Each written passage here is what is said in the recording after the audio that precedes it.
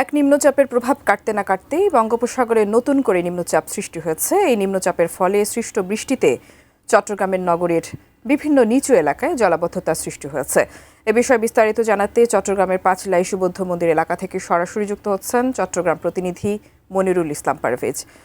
পারভেজ, আমরা যেমনটা জানাচ্ছিলাম যে নিম্নচাপের ফলে যে সৃষ্ট বৃষ্টি, তার ফলে যে নিচু এলাকায় জলাবদ্ধতা সৃষ্টি হয়েছে, এতে নিশ্চয়ই দুর্ভোগ সৃষ্টি হয়েছে মানুষের। এই বিষয়ে আমাদের বিস্তারিত জানাবেন। প্রথমে জানা রাখি, চট্টগ্রামে 109 মিলিমিটার বৃষ্টি হচ্ছে সকাল 3 ঘন্টা 6টা থেকে 9টা পর্যন্ত। তো সেই বৃষ্টির প্রভাবে বা বৃষ্টির ফলে অধিকাংশ জায়গা, নিচু জায়গা যেগুলো রয়েছে, যেমন এই চকবাজার এবং আগ্রাবাদ, অর্থাৎ যেই জায়গাগুলোতে চট্টগ্রাম শহরে পানি নামে, যেই নিচু এলাকাগুলো, সেখানে সবগুলো জায়গায় কোমর সমান, কোথাও হাঁটু সমান পানি উঠে গিয়েছে। এবং এখানে একটা বাড়ির মধ্যে আমি রয়েছে, এখানে দেখতে পাচ্ছেন যে এখানে এখনও হাঁটু সমান পানি রয়েছে।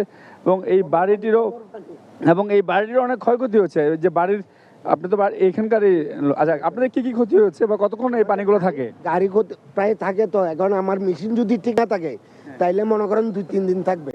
আমি এটা মেশিন দিয়ে বাহিরে না ফেলা পর্যন্ত পানিটা এখানে থেকে যাবে, বাহির হওয়ার কোনো রাস্তা নাই। এই যেমন এখানে বাহির হচ্ছে, এই যে কিছুক্ষণ মনে করেন এই আধা ঘন্টা বের হবে, তারপরে বাকি পানিগুলো এখানে ভিতরে থেকে যাবে। আমাদের গাড়ির 2টা ক্ষতি হয়েছে, 2টা গাড়ি পানির তলে অলরেডি। একটা নিয়ে গেছে ক্যারেন দিয়ে, আরেকটা এখানে রয়েছে এখনো ওই যে ভিতরে।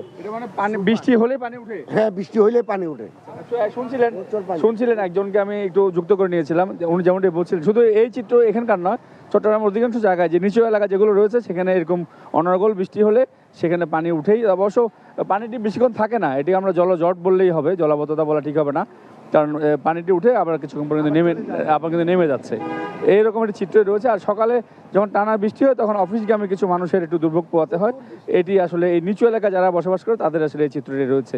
আর এই এলাকাটিতে নিচতলা, প্রায় সময় এরকম বৃষ্টি হলে পানি ঢুকে এবং হাঁটু সমান বা কোমর সমান পানি মোটামুটি থাকে কয়েক ঘন্টা, যতক্ষণ পানিগুলো না নামে। এই অবস্থার মধ্যে চট্টগ্রাম নগরীর নিচু এলাকাগুলো রয়েছে।